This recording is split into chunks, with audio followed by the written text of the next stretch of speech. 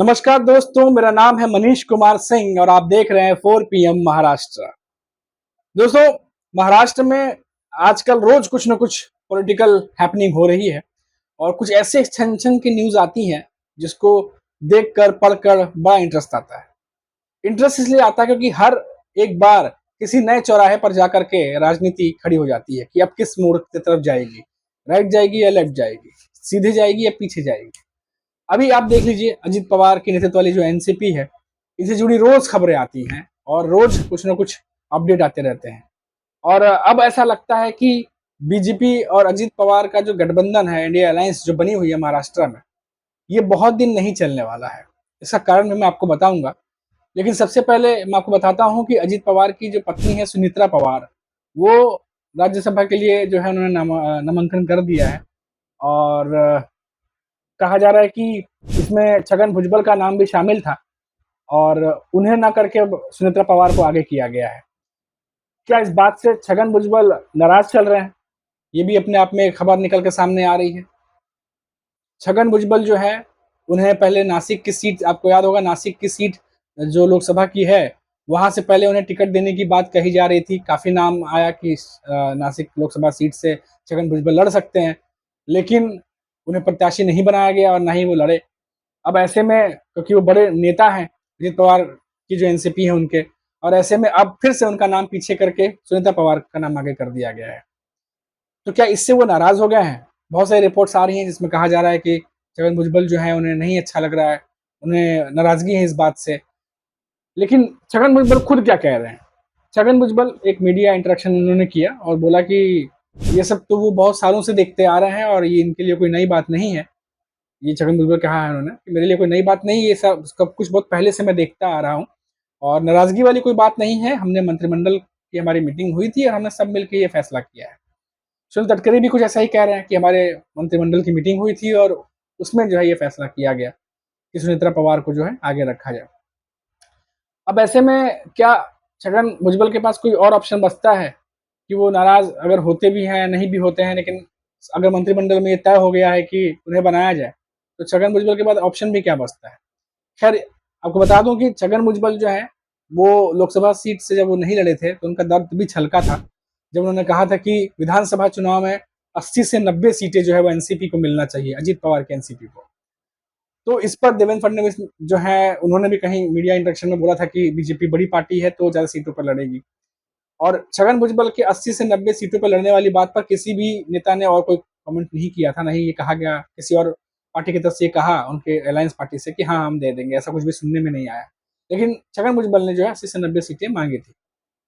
अब आगे इस पर क्या अपडेट है कि जो सुनित्रा पवार है वो चुनाव हार कर आ रही है बारामती से, जो खड़ी थी सुप्रिया सुले के सामने। आपको पता होगा हमारे रिपोर्ट्स और तमाम मीडिया रिपोर्ट्स में आपने भी पढ़ा होगा कि बारामती में किस तरीके से पवार वर्सेस पवार की लड़ाई थी इस बार पॉलिटिकल, और सुनित्रा पवार जो है वो सुप्रिया सुले से हार गई। अब इसके बाद जो है राज्यसभा के लिए जो है उन्होंने नामांकन दाखिल किया है।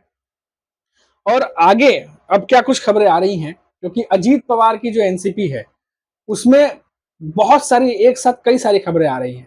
एक तरफ तो विपक्ष जो है, जो इंडिया गठबंधन है, वो लगातार अजीत पवार की पार्टी पे हमला करता रहता है।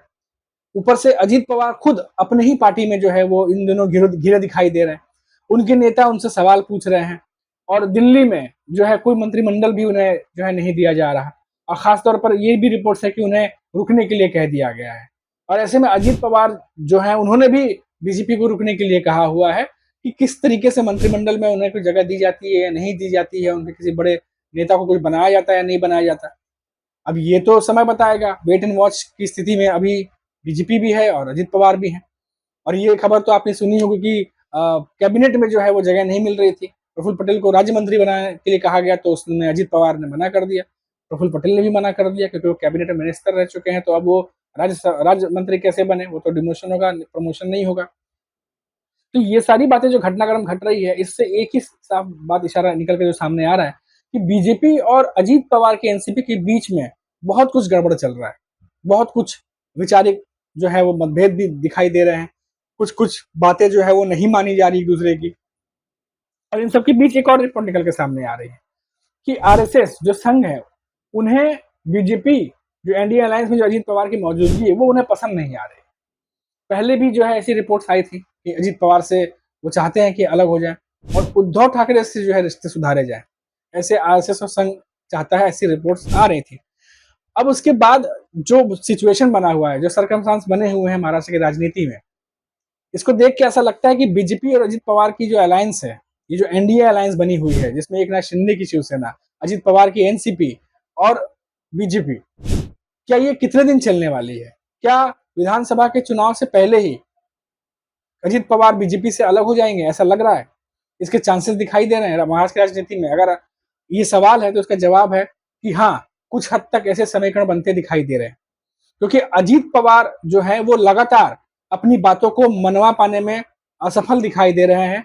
पार्टी के नेता जो उनसे कुछ पूछ रहे हैं, जो उनसे जवाब मांग रहे हैं कि पार्टी के नेताओं का भी ख्याल रखा जाए, और जिस तरीके से 2022 में जब मंत्रिमंडल बना था महाराष्ट्र की राजनीति में, जब यहाँ पे मंत्रिमंडल हुआ था, तब उस समय जो है बराबर तरजीह दी गई थी।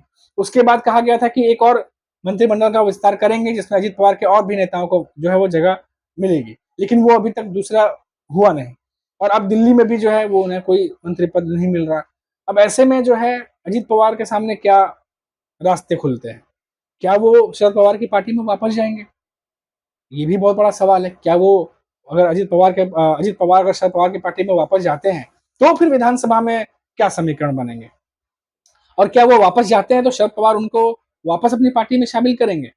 क्या उनके पार्टी में जो कार्यकर्ता हैं, जो नेता हैं, क्या उन नेताओं को अपने पार्टी में वापस लेंगे जिन्होंने अपशब्द कहे थे रैलियों में और इलेक्शंस में, जब लोकसभा इलेक्शन चल रहे थे? तो कई सारी ऐसी बातें हैं जो छन छन कर सामने आ रही हैं। इतना जरूर है कि एनडीए को ये पता है, क्योंकि छगन भुजबल खुद भी ये कह चुके हैं।